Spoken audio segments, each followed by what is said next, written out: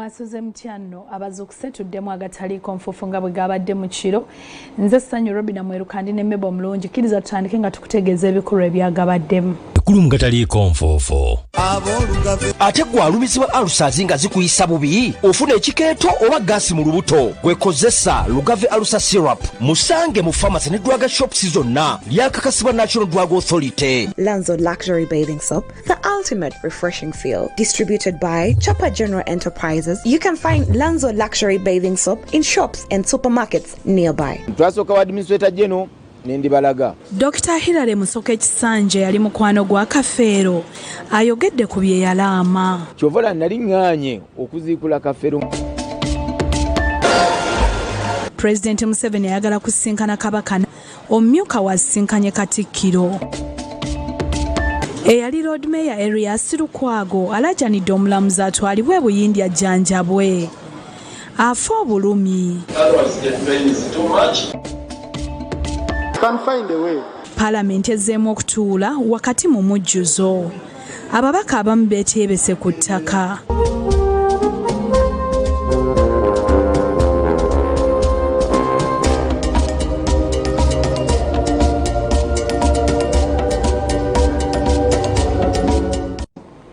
Kale mwebale nnyo okukkalira katandika agataliiko nfuufu.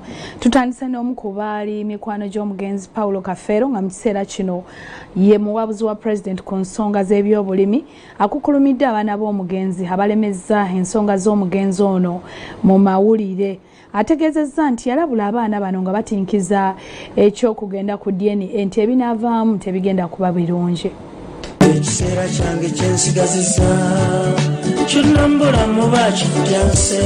Oluvannyuma lw'okulangirira nti abaana bana bokka wali Simon Peter Kafeero, Thomas Kafeero, Benedicto Kafeero ne Elizabeth Nagawa kwaba 25 abakeberebwa endagabutonde nga be bakakasibwa okubeera b'omuyimbi Paulo Kafeero. Wabaddewo okweyogera ebisongovu n'okwerangira olutotadde okuva ku njuyi ez'enjawulo era ng'ensonga z'ebyava mu DNA bannayuganda bangi zaabakwata omugamba. Mu bize bibaawo mubaddemu n'abazze nga beeyita nti baali bafanfe ba Kafeero era nga ne bannamwandu bazze nga beeyogera amafuukuule nga n'abaana bakakasibwa nti be ba Kafeero ssaako n'abo abawandula DNA bazze nga beeyogera bikaawu byokka. Kati Hilary Emmanuel Musoke Kisanja omuwabuzi wa Pulezidenti ku nsonga z'ebyobulimi ngono y'omu ku baali bafanfe ba Kafeero era nga yagambibwa okuba nti omugenzi gwe yalekawo ng'omu ku bakuza b'abaana be akukulumidde abazze nga batyoboola omugenzi. Naye omuntu gwe yaguliranga embizzi agamba amanyi Kafeero, gwe yaguliranga walagi agamba amanyi Kafeero. Ne bamaneja nalabye ne bamaneja abamu abaamubba n'abagoba nga bawukanye emyaka nga 10 ng'afudde nabo bagamba baali bamumanyi nnyo. Kafeero yali aganya President Museveni nnyo nga mukwano gwa General Sale, mukwano gwa General Kayanja, mukwano gw'abasirikale bonna kyovola bayafa akoze ne training y'amagye. Abamu tebakimanyi byo n'ebirungi tebabyogera nga oli mwoyo gwa ggwanga atafa. Ataanyiza nti yalabula abaana b'omugenzi abaali balaaka n'okebera DNA era n'abategeeza kabi ke baali boolekedde akaavudde bino byonna ebigenda mu maaso ate ng'abaana bano bonna kitabo yaleka akakasizza nti baana be. Kyovola nali nganye okuziikula Kafeero nga ndaba tugenda kwetematemamu abaana bagenda kutemwatemwamu. Era nze omwe yasooka okugaana ne mbagamba bannaye temuziikula mugaana nge temumuweebuula mukwano gwange mumuleke ku luno ogwokubiri bwe bazze Honorable Balamu Bwampise n'angamba mmwe omukozi wammwe wuuno muganda wammwe wuuno best friend wa taata wammwe musabye akkirize tuziikule Paulo tumalewo ekyamazima kwolwo nakkiriza. Mukuwayamu n'omusasi wa Fake Nisius Kamya Kisanja lutuviiridde ku ntono ng'ategeeza nti yatandika okubeera ne Kafeero ng'ali mu siniya Maganjo era nti Kafeero yabeeranga n'abaana ba mikwano gye ng'olwali okufa buli mwana gwe yalinga awangala naye baamumuwa nti wuwe kyokka nga naye yali yamulagawo ku baana be bana kubanga yagendanga nabo e Maganjo okubakyalira. Era nga tusula mu nju babiri ewaffe awo e Maganjo ku nju z'abajjajja bange era ku nju za mukulu wange bamita John mu biruna kati gyali. N'olwekyo mmanyi bingi nnyo ng'omuntu eyalabiriranga Paulo eyamanyanga kyanaalya yamanyanga kyanaayambala naye mu kufa omwana yenna yali abeera ne Kafeero gwe yalinako akakwate baamumuwa nti gwe. Ayongerako newankubadde yamanyanga bakyala Kafeero be yaganzanga kyokka eby'abaana bye yabazaalamu okubeera nti babo banedda tiyabimanyanga. Buli mukyala we awayita mukyala we mumanyi naye ammanyi era sinza kwegaana nti si mukyala we naye unze okubanga oli girlfriend w'omuntu saamanyanga abaana boolina oba bakafeero basibaali okuba waliwo wenkoma. Agamba olw'omukwano gwe balina ne Kafeero ti Kafeero yalaba n'atera okufa yamulamira obutaziikibwanga ewe yali yeeyita kitaawe Naŋŋanga ti era ab'omu nnyumba eyo tebeetabanga ku mikolo gy'okuziika kwe. Ekiseera ekyo yawandikira akapapula ako ng'omusaayi gumuva mu nnyindo muno nga gutandise okuva mu nnyindo nga gujja wagira katambala nga omusaayi gujja ndooza n'amanya nti waliwo sisitimu oba abasawo e London baali balina kye bamugambye kwe kuwandiika n'agamba Junior nnyinza obutawona naye nkusaba wemba nga nfudde nze temunzitwalanga mu bafamire yange mu famire ya Naŋŋanga temuntwalangayo kuba abo si bantu bange. Olw'okuba saamanya kyanyiiza mwami Naŋŋanga na Paulo Kafeero nyenze yaŋŋambanga kimu nti banneegaana nti siri mwana wa mulujja era olutalo lwaliwo lunene nnyo nga tebakwatagana. Kisanja agamba nti Kafeero era yamutegeeza nti mutabani we Simon Peter Kafeero yabeeranga omusika we kyokka yeewoonya okuba nga abaali mikwano gye baateekako omwana omulala. Naleeta eddaame mu briefcase abaali abamawulire ago ababukedde balina ebifaananyi ebyo nga ndeeta eddaame lwe twali ku Bat Valley Theatre wanalisirikira twasooka wa administrator general nendibalaga ne tugenda ku olwo nendijjayo nengamba lyessaawa ebintu bino bintamye nga ndooza binaggwa nendijjayo kubanga nga nze yalina eddaame nga buli omu agamba lwaki osirise naye bwe ndijjayo ebintu nabyewuunya abantu olwokuba balina kye baali baagala okuwulira baasalawo ne bagamba nti kyamu. Ayongerako nti kimuluma okulaba abantu Kafeero yayambanga ate okubeera nga yebavumaganya erinnya lye. Pawulo olwokuba nti omufu oba ofudde oba teweeyogerera abantu b'okumaganya bandimujulidde yali omusajja yagalwa abantu ku kyalo omusajja ow'empisa omukakkamu omugonvu omuntu omuwombeefu gw'oyigirako. Musoka ategeeza n'erinnya lya Kisanja erikyusizza obulamu bwe. Kafeero ye yali muwa. Paulo Kafeero ye yampa slogani eyo namubuuza nti omuntu omwongerayo ttaamu bakiyita batya. Naŋŋamba ngeri yali amanye ennyo Oluganda nga mukugu mu Luganda naŋŋamba nti ekyo bakiyita ekisanja. Naŋŋamba nti edda bataata baawasanga abakyala nga 4-5 naye nga buli mukazi bunaku ayinaawo olunaku olulwe naye bwe yalinga ayagala ddoozi omwongerayoko ng'oba omuzannyo gwanyumye ng'amwongerayo ennaku ng'aba amwongerayo ekisanja. Naŋŋamba nti omuntu okumwongerayo ttaamu ekyo kiba kisanja yeyanjigiriza kyovala 2001 najja n'essanja nensiba abantu essanja nga ndi mwana muto era nze emmotoka yange yasooka Volkswagen ab'okumaganjo kawempe bonna bwayise bagimanyi nga ntunda ssanja kyovala abampita Dr. Hilary Kisanja erinnya lyakula ne lifuka part of me. Bw'atyo asabye abaana ba Kafeero bonna byaleka obumu okujja ensonga za kitaabwe mu mawulire. Bave mu mawulire bave mu kuwaayiriza bave mu kwevuma bave mu kwerangira. Ignatius Kamya yakusakidde eggulu eno ku Lwabukedde TV. ebyensi ebitwemazaamu bya bulimba kalinge musa. Ate bwe tweyongerayo Pulezidenti Yoweri Kaguta Museveni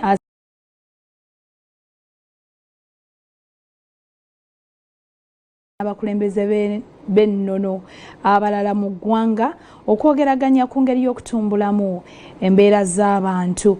Obubaka buno abutisse omumyuka we retired Major Jessica Alupongo n'awerekeddwako baminisita abava mu Buganda okugenda e Bulange Mmengo ng'eno basisinkanye Katikkiro Charles Peter Mayiga. Gavumenti ya wakati eyongedde amaanyi mu kunyweza enkolagana yaayo n'Obwakabaka nga kino kyeyolekedde ku nsinkano y'omumyuka wa Pulezidenti retired Major Jessica Alupo awerekeddwako ekibinja ky'abaminisita omuli n'abava mu Buganda okukiika embuga gye basinkanidde mukuumaddamula Charles Peter Mayiga n'abakungu bafumulizanyira mu bwengula abalala. Abakungu ba gavumenti ya wakati abakiise embuga bagenze kumanya ebifaayo n'okulaba engeri y'okutuusa obuweereza ku bantu bannamunswa. Abamu ku baminisita abalinyidde Musa retired Major Jessica Alupo kubaddeko eby'ettaka Judith Nawule Nabakooba, Haruna Kyeyune Kasolo, myuka wa ssentebe w'NRM mu Buganda, minisita wa Kampala Jati Minsa Kabanda Nabbengo, minisita w'ensonga z'obwa Pulezidenti Mire Babirye Babalanda n'abalala.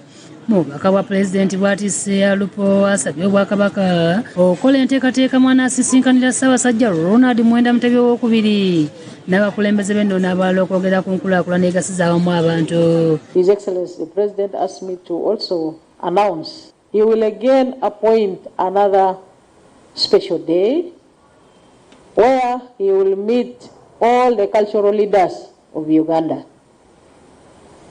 at the level of kings, all the kings or cultural leaders of institutions across the country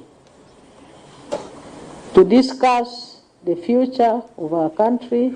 Pulezidenti era asabye Mmengo ekola enteekateeka sisinkana ab'amasaza n'ab'amagombolola nti era mwetegefu ku nsisinkano eno. And he asked me to tell you, Owekitiibwa, that you arrange all the chiefs of Buganda, prepare them so that you can have an interaction with them when they are ready. And you lead them to him. We shall relay the message to him, and then you will be given the appointment and the venue of that meeting.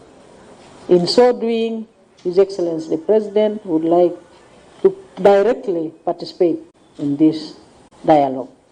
Retired Major Jessica Alupo asiimye Katikkiro Charles Peter Mayiga okubaaniriza obulungi era ng'alina essuubi nti ensisinkano eno yakuvaamu ebibala ng'asiimye n'enteekateeka ez'enjawulo ezikolebwa Obwakabaka okugunjula abaana b'eggwanga omuli ekisakale kya Maama Nnaabagereka n'obuweereza bwonna obukolebwa okujja abantu mu bwavu. Thank you for the programs that you have here in the kingdom, especially those that are targeting to transform the lives of the lowly. Omwana wa wanzi, omundu wa wanzi, yes, omundu wa wanzi. Umadamula munnamateeka Charles Peter Mayiga mu kwanukula Retired Major Jessica Alupo Obuganda gwe buwadde erinnya lya Namakula naye amutiisa obubaka bw'abazaayo wa Pulezidenti Yoweri Kaguta Tiwabula Museveni. Mu bubaka bwa Mukuumaddamula mubaddemu okumwebaza emirimu egikolebwa kyokka n'amusaba okulwanyisa ebikulu eby'obulyake n'obulabbayi ebikyasa ensangi zino okutereeza entambula y'emirimu mu Kampala n'ebirala ebigasiza awamu abantu. Nasanyuka bwe nawulira nga Pulezidenti asuubiza okulwanyisa obuli bw'enguzi mu kisanja kino. Obuli bw'enguzi bukonzibizza nnyo enkulaakulana ya Uganda. Era nkakasa Namakula bw'anaaba atudde ne Pulezidenti n'abakulu bano ne bagamba nti ensonga tugikoleko eggwe ejja kutereera. Katikkiro annyonnyodde ekigatta gavumenti ya wakati ne Buganda nga bonna entikko yaabwe yakuweereza abantu n'asaba ne baminisita abalondeddwa gavumenti ya wakati okuweereza abantu mu bwesimbu. Teri bukulu butava eri Katonda.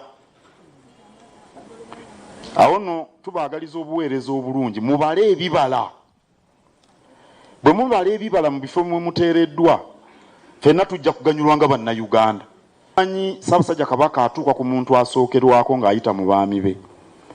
Awo nno gavumenti bwe balina enteekateeka ez'enjawulo eziyamba abantu n'ekolagana n'Obwakabaka enteekateeka ezitujja zituusa bulungi mu bantu abantu bafunemu. Nsanyufu nnyo okulaba nga tuzze okukyalira Katikkiro. Byayogedde abadde so selective ku bintu ebiri very important byetusobola okutandikirako ensi yaffe n'etereera.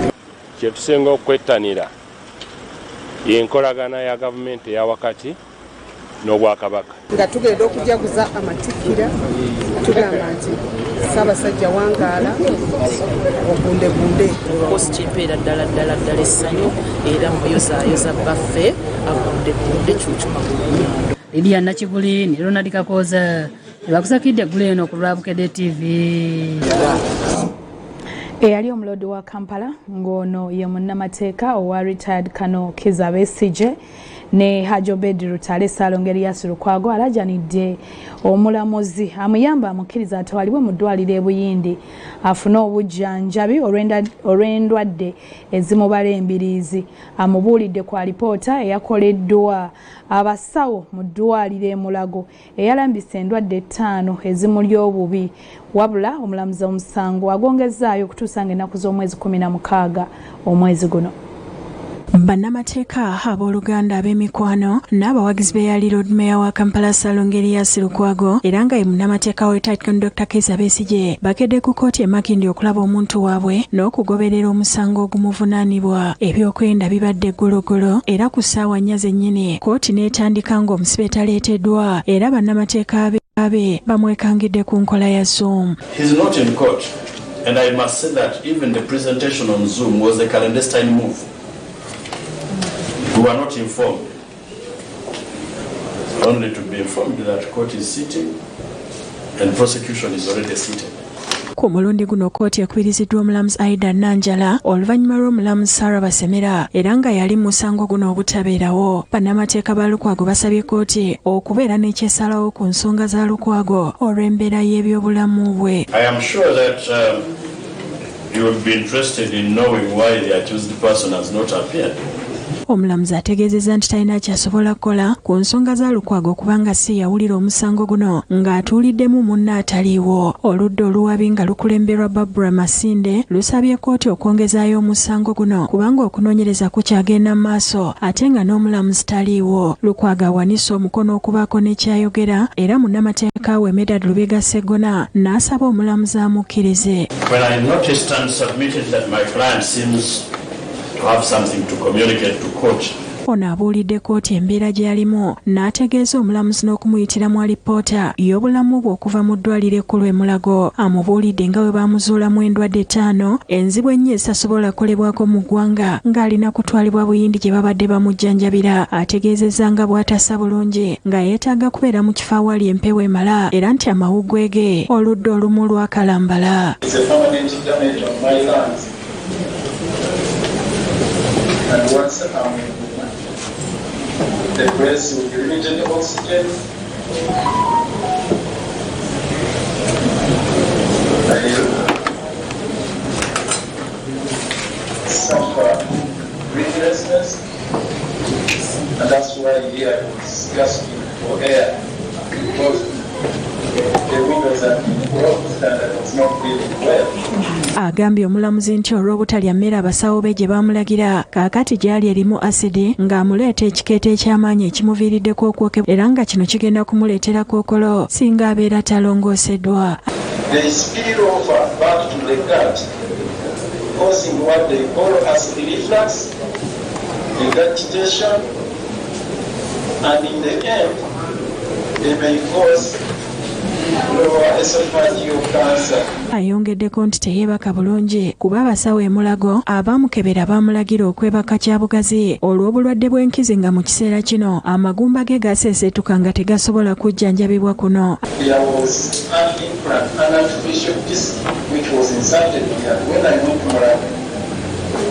After conducting the investigation, they did a CT scan, they discovered there were attendant issues which had complicated this situation and required further examination and urgent attention. Agambye omulamuzi nti abasawo olw'obulwadde bwe yali ajjanjabibwa mu nsingo yafuna obulwadde obw'obutawulira bulungi ate nga n'eppiro ye gye yagula okumuyambako ku bulwadde bw'amatu ab'amakomera baagyonoona nga kati tekyalina mugaso. That this condition I am suffering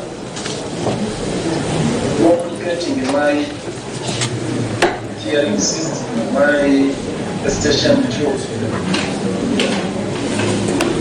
is irreversible. Ono afundikidde ategeeza omulamuzi nti ali mu bulumi bungi era n'asaba aweebwe ku ddagala oba atwalibwe Buyindi kubanga akooye obulumi. If I may make a last prayer, Your Worship, instead of taking me through all this pain, I've been put on some palliative care so that I die the less painful death. Otherwise the pain is too much. Bannamateeka ba Lukwago basabye omulamuzi nti bw'aba ayongezaayo omusango guno agwongezeeyo mpaka enkya olw'embeera omuntu waabwe gy'alimu. Omulamuzi ayimiriza kkooti okumala akaseera yeebuze ku mulamuzi ali mu musango guno ddi lw'anaabeerawo. And I have been informed that the next available date is 16th of July 2026. Kkooti bw'ebwedde twogeddeko ne bannamateeka bali mu musango guno ne babaako bye balambulula. Operation y'okutereeza ebyuma bino bye baakyamya nga bamukozesa dduyiro obulumi bungi operation y'okumussaamu ebyuma ebirala wansi mu lumbar joints n'operation eya wano hiatus hernia gwe balina okulongoosa bwalwawo afuuka kansa. Nti Lukwago embeera mwali tasaana kubeera mukomera, asaana kubeera Buyindi ng'afuna eddagala kuba nabo wiiki enamba gye baamaze naye tebalina kye basobodde kujjanjaba, basobodde kumuwa painkillers. Lukwago avunaanibwa omusango ogw'okusirikira amawulire ag'okulya mu nsolo kwe. Ssenfuma Joseph Innocent yakusakidde eggulire lino ku Lwabukedde TV. Bale nnyo bannaffe mwebale kubanga tukyali ffenna bw'oba akatweyongako nkutegeeza nti genda mu maaso n'agataliiko nfuufu era ng'otusanze mu kitundu kyaffe ekyokubiri. Kino tukiguddewo n'ebimu ku bituukiddwako mu ssaza ery'e Buddu nga Ssaabasajja Ronald Mwenda Mutebi owookubiri alamula Obuganda gwe mutindo gw'ebyenjigiriza ogweyongedde ennyo okuyitimuka. Kati aba Vision Park Junior School e Lukaya beebazizza Omutanda era ne bamuyozaayoza olw'okutuuka ku matikkira ge aga emyaka 33. Palamenti ezzemu okutuula eggulo lya leero oluvannyuma lw'olw'omulolo okunookeza mu mwezi omulamba era ababaka beeyonye olutuulo olwaleero nga palamenti ekubyeko bugule nga n'abamu beetyebese ku ttaka olw'obungi. Kino kizze oluvannyuma lw'okuba nti omuwendo gw'ababaka baagerekera okutuula mu palamenti eno kyenkana gwekubisaamu ebitundu 3. Olutuula lwaleero omubaka wa Kazo County Dan Yatujikire Kimosho taludde n'abaka akazindalo nga yeemulugunya ku mujjuzo oguli mu palamenti ng'agamba nti singa abalukawo ekirwadde kyonna mu palamenti oba okugwamu enjega yonna ababaka babeera mu kabi ak'okwetaasa. Right, Honourable Speaker, as you can see, all the entrances and exits of the chamber are filled with members. I am seeking for your guidance on how we shall continue to proceed, especially in case there is a fire alarm, the stampede that can happen. I request you to bear with us. We have received a report on the progress of our new chambers, and we are going to be meeting our contractors.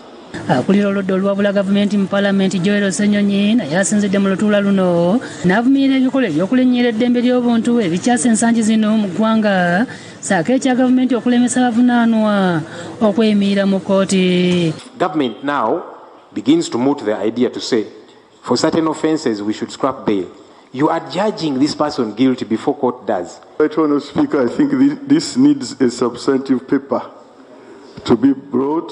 Tokomyo kwa Speaker Tayevu alagidde akakiiko ka palamenti ak'ebyamateeka okunoonyeza ku mivuyo egyogerwako mu kakiiko k'eggwanga akalera eddembe ly'obuntu oluvannyuma lwa ssente w'akakiiko kano Maria Muwangadya okuvayo n'atakaka bitatambula bulungi mu kakiiko akalwanirira eddembe ly'obuntu. We need to know what exactly is happening in the Human Rights Commission.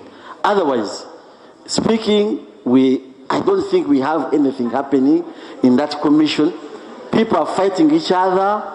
Committee on Legal and Parliamentary Affairs should fall upon the issue of the Human Rights Commission. Oluvannyuma bannampala okuli owa gavumenti n'oludda olwabula gavumenti banjulidde palamenti bassente b'obukiiko bwa palamenti n'abamyuka baabwe kw'ossa n'okulambika buli mubaka akakiiko kw'anaatuula. Honourable Ruhindi Fred, Nakawa East Division Chairperson. Honourable Kampanya Abdu Swaibu, Iki Vice Chairperson. I beg to designate the following members to the Public Accounts Committee Central. Honourable Patrick Oshabe Nsamba, Chairperson.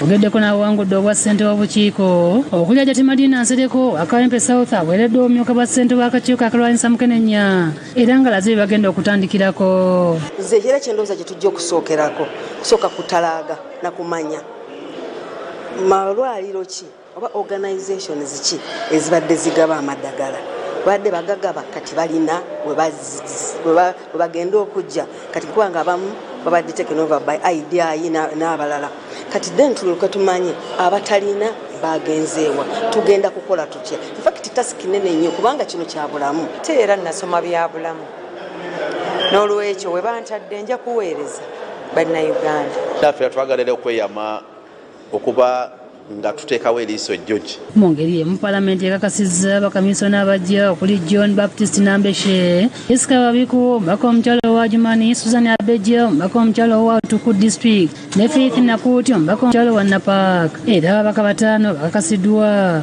okukiikira Uganda mu Paalamenti ya Afrika. Freddy Kajubi yakusakidde eggulu eno ku Lwabukedde TV. Emboozi eyo ebadde ekulaga ebibadde mu Parliament nga omujjuzo gubadde mungi nga n'ababaka abamu batudde wansi.